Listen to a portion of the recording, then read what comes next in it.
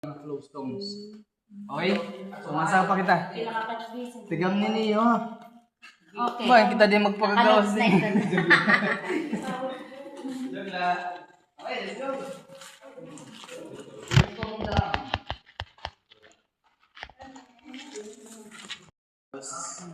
Nag-shape niya floor or ground niya pag ng restaurant. Amay niya part din niya ground mas madamon calcite deposit katapatin nga wall. Kaya ang time nga active din ang tubig, din yung na nahulog ang tubig yan, din yung na na-deposit ng calcite.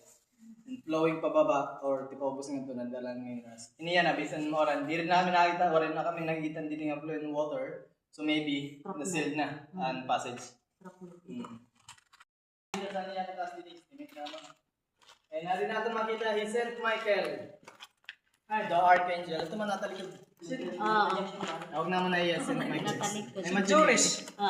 Angel, back view. Yung wings, head. Oh, ano? Ah, that's klaro. Ay, naklaro ba? Ini yung hanapan ng palagmay ng pako.